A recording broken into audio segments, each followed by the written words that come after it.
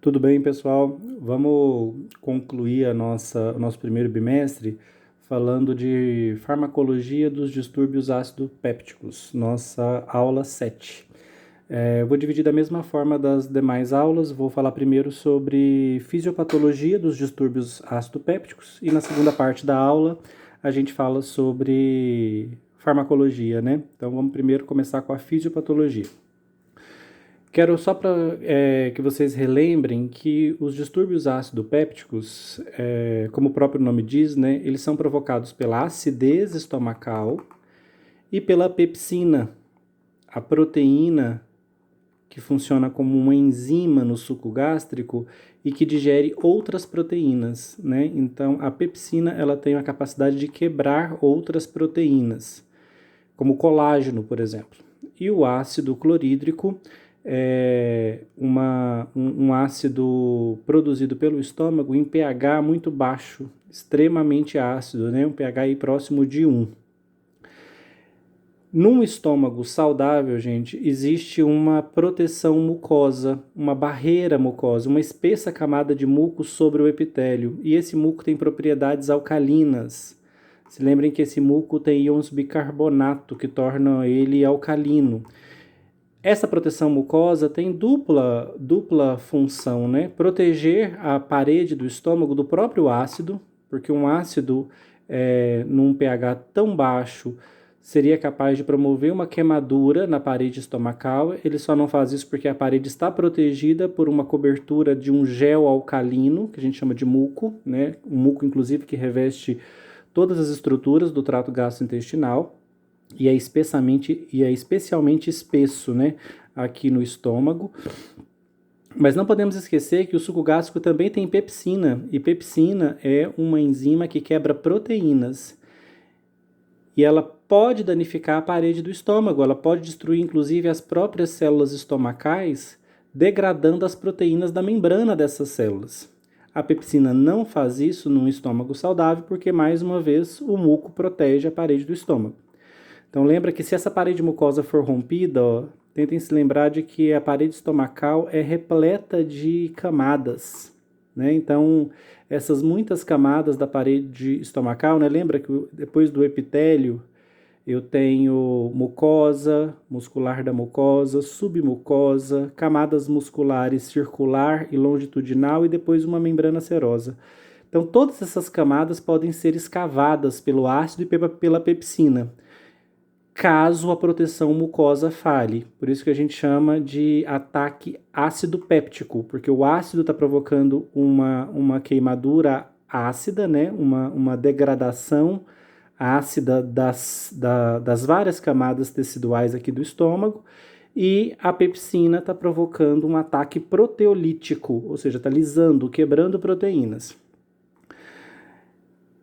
Quando que isso acontece na parede do estômago? Gente, quando a proteção mucosa falha em algum ponto, ou quando o indivíduo tem uma produção de ácido e de suco gástrico excessiva. Nesses casos, quando essa ferida surge, vem ainda mais um agravante, porque à medida que essa ferida surge, nessa região onde a ferida surgiu, primeiro surge um processo meramente inflamatório, né? Houve lesão ácida, lesão péptica. Essa lesão gera inflamação, como em qualquer tecido lesado. Com o passar do tempo, essa lesão vai ficando mais profunda, e à medida que ela se aprofunda, ela deixa de ser uma mera inflamação, uma gastrite que é superficial, e se torna uma ferida profunda, escavada aqui, nas camadas gastrointestinais. Inclusive uma ferida que pode sangrar dentro do estômago, gerar hemorragia gástrica. Nesses casos, a gastrite evoluiu para úlcera. Essa é a grande diferença, né? A gastrite é a inflamação inicial aqui dessa parede estomacal sendo atacada por ácido e por pepsina. Quando essa lesão se aprofunda, e aí ela deixa de ser uma gastrite, uma inflamação da parede gástrica, e passa a se tornar uma úlcera, ou seja, uma lesão escavada, profunda, que já atingiu a mucosa, por exemplo, ou seja, já rompeu vasos sanguíneos, já está provocando sangramentos dentro do estômago, e o indivíduo percebe isso ou pelo vômito, né, hematêmese, presença de sangue no vômito, ou por melena, né, fezes escuras, negras, que significam, que denotam presença de sangue nas fezes. Quando isso acontece, gente, é necessário fazer uma análise geral do trato gastrointestinal, né? Para eu saber se essa ferida que está sangrando no meu trato gastrointestinal está no esôfago, se ela está no estômago, se ela está no intestino fino ou no grosso. Então, eu preciso fazer uma avaliação geral do tubo digestivo com um cuidado especial, porque os tumores malignos, né, as neoplasias malignas da parede do trato gastrointestinal, elas também sangram. Então, pode ser um problema muito mais grave ainda que uma gastrite ou uma úlcera. Então, a investigação precisa ser feita sempre que eu percebo presença de sangue no vômito ou nas fezes. Como se já não fosse ruim o bastante, uma ferida na parede do seu estômago que vai ficando cada vez mais profunda e pode inclusive perfurar a parede estomacal, né? Gerando aí uma úlcera com uma perfuração muito mais grave. Mas como se isso não bastasse, o estômago é um ambiente contaminado por bactérias. E pelo menos 60% da população mundial está contaminada por esta bactéria aqui, ó, Helicobacter pylori, uma bactéria flagelada, que ela se movimenta aqui pelo ambiente estomacal, inclusive no muco, nas secreções gástricas. Quando surge uma ferida, ou seja, quando a proteção mucosa falha, o ácido e a pepsina geram uma lesão na parede do estômago, a Helicobacter pylori começa a contaminar essa ferida aberta. Como uma ferida, né, na nossa pele é facilmente contaminada por micro-organismos, uma ferida na parede do estômago também é facilmente contaminada, especialmente por essa Helicobacter pylori. E aqui você tem um agravante. O que era uma inflamação, uma lesão da parede estomacal, agora vira também uma infecção bacteriana. E isso é importante que vocês saibam isso, porque nem sempre essa infecção está presente, tá bom? Quando ela está presente, o tratamento vai necessariamente vai necessariamente pedir o uso de um antibiótico, para também, além dos outros medicamentos para tratar o distúrbio ácido péptico, vou precisar de um antibiótico para matar essa bactéria. Quando a bactéria não está presente na minha lesão, isso é possível, lembrando que nem toda a população mundial está contaminada com H. pylori, mas a maior parte dela está. Quando não houver indícios de uma infecção bacteriana, o antibiótico pode ser dispensado. Mas vocês vão ver que existem terapêuticas com e sem a presença do antibiótico para tratar distúrbios ácido-pépticos, especialmente a gastrite e a úlcera. Ok? Então vamos lá. Um adendo que a gente pode fazer, já que vocês já estudaram anti-inflamatórios não esteroidais, quando estudaram esses fármacos, vocês viram que eles bloqueiam a COX-1, que estimula a produção de muco aqui no estômago. Então, quando essa COX-1 está bloqueada, a produção de muco diminui, por isso os anti-inflamatórios não esteroidais estão diretamente associados a gastrites e úlceras mundo afora. Tá? Me arrisco a dizer que estão entre as principais causas de gastrite e úlcera no mundo, porque as pessoas usam anti-inflamatórios não esteroidais sem saberem que eles retiram a proteção mucosa do estômago porque diminuem a produção do muco, bloqueiam COX-1 estomacal, param a produção da prostaglandina que estimula a produção do muco. Então, só relembrando aí quem são os anti-inflamatórios não esteroidais, né? Os profenos, como ibuprofeno, naproxeno, o ácido acetil salicílico, o AS, o meloxicam, peroxicam, tenoxicam, todos os oxicans, os coxibes, celecoxib, etericoxib, a nimesulida, muito popular no nosso país, mas hepatotóxica, né? Nunca se esqueçam disso. O diclofenaco, o aceclofenaco, né? Os derivados do ácido acético, que são também muito populares no nosso país. Todos esses medicamentos, gente, vocês analisarem a bula deles, vai estar escrito assim: tomar pelo menor tempo possível, na menor dose possível. Por quê?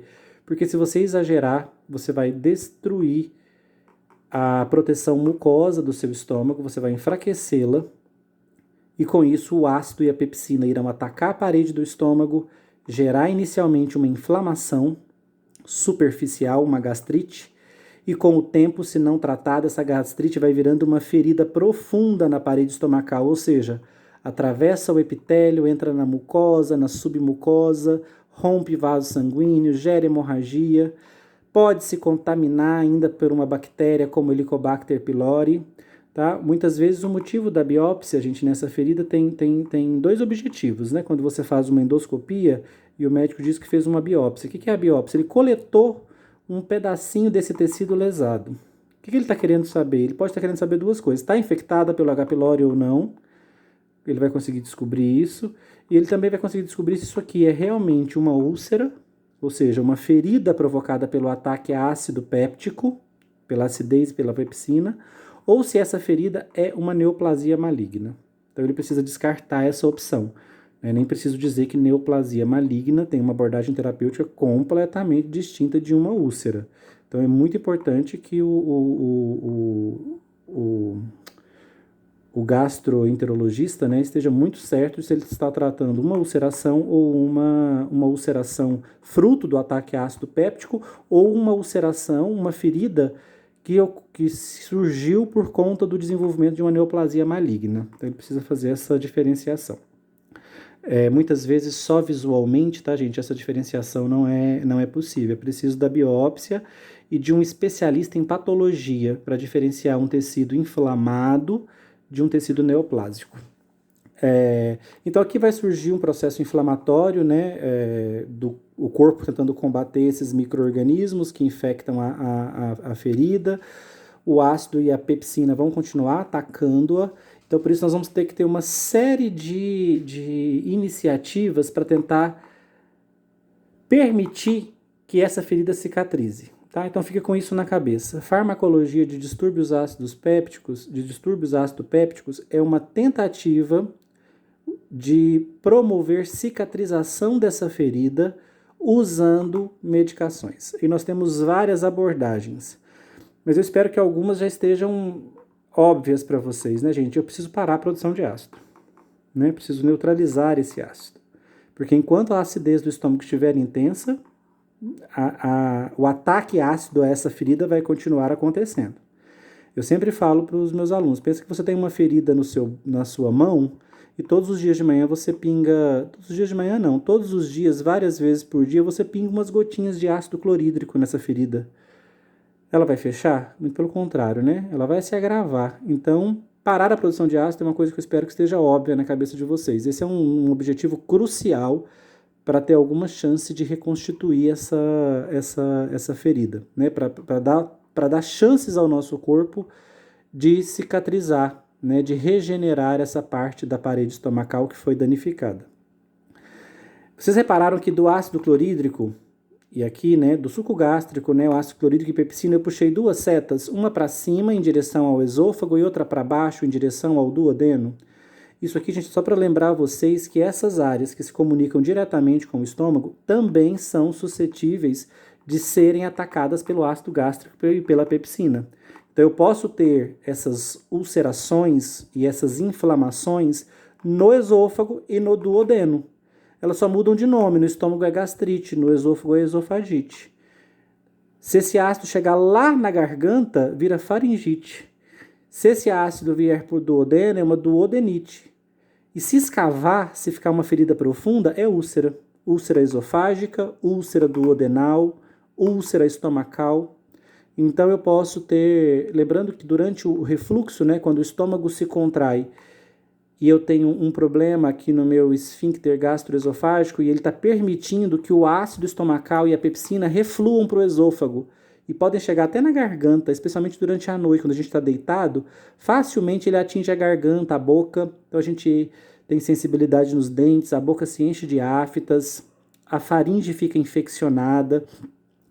Posso ter feridas graves no esôfago, posso ter feridas também extensas no duodeno, que são as regiões do trato gastrointestinal que estão diretamente ligadas ao estômago.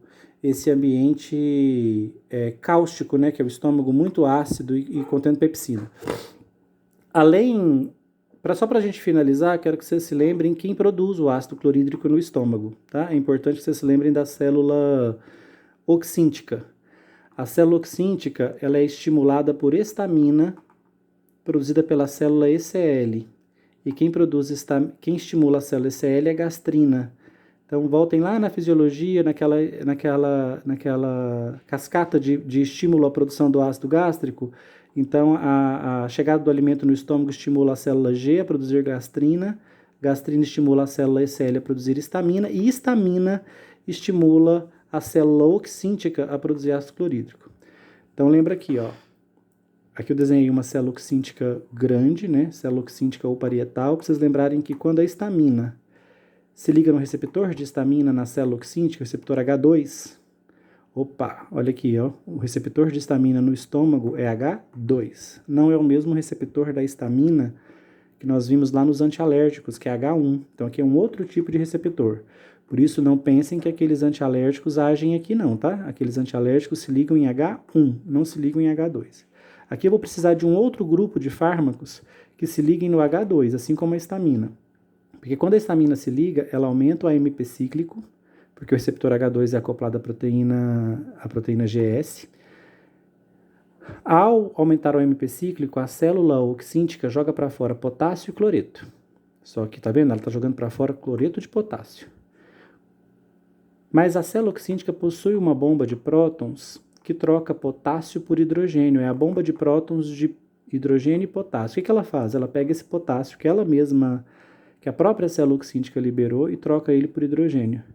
Quando ela faz isso, ela está liberando hidrogênio e ela já tinha liberado o cloreto. Então ela está gerando ácido clorídrico, né? Que é o ácido do estômago. Quando ela o produz aqui, ela produz em pH inclusive abaixo de 1. Depois ele acaba diluindo no estômago e esse pH sobe um pouco, vai para a faixa entre 1 e 2. Mas não deixa de ser ainda poderosamente ácido. Tá vendo então, gente, que a produção de ácido clorídrico está mostrando para nós que precisa de histamina para estimular o receptor H2, para a célula oxíntica começar a liberar potássio e cloreto. E eu preciso dessa bomba de prótons para trocar o potássio pelo hidrogênio. Só assim que eu consigo formar HCl, ácido clorídrico. Espero que vocês já estejam vendo aqui possíveis alvos farmacológicos, né? Se eu quero parar a produção de ácido clorídrico nesse indivíduo para que a ferida se cicatrize, para que o corpo tenha tempo de regenerar essa região lesada, é claro que eu tenho que parar a produção de ácido, né? Então eu preciso parar esse estímulo da histamina sobre o receptor H2. Vou precisar de antagonistas de histamina aqui, ó, só que antagonistas de histamina no receptor H2, não no H1. E eu vou precisar também, posso também como opção parar essa bomba. Se eu paro essa bomba de prótons, concorda que a célula oxíntica vai conseguir liberar no máximo cloreto e potássio? Ela não vai gerar o ácido clorídrico. Então, parar essa bomba é um alvo muito interessante. Posso neutralizar esse ácido, mesmo depois que ele já tenha sido produzido. Posso proteger essa ferida com substâncias que vão impedir tanto o ataque bacteriano quanto a pepsina e o ataque ácido. Posso matar essas bactérias usando antibióticos. Enfim, eu tenho muitas estratégias terapêuticas para a gente promover a proteção dessa região lesada na parede estomacal, esofágica ou duodenal e dar tempo para o nosso organismo promover um processo de reparo, seja por regeneração, seja por cicatrização, tá bom? No segundo módulo dessa aula, nós vamos focar nas estratégias que o nosso corpo pode desenvolver para promover esse reparo. Só queria fechar com essa figura aqui, vou mandar ela para vocês depois no grupo, tá? Uma figura fantástica da cascata de produção do ácido gástrico, para vocês se lembrarem lá da fisiologia. Então ela mostra aqui, ó, célula G produzindo gastrina estimulando a célula ECL a liberar histamina estimulando a célula parietal a produzir ácido clorídrico.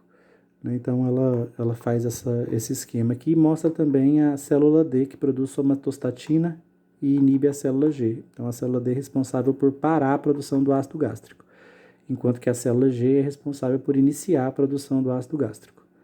Ok?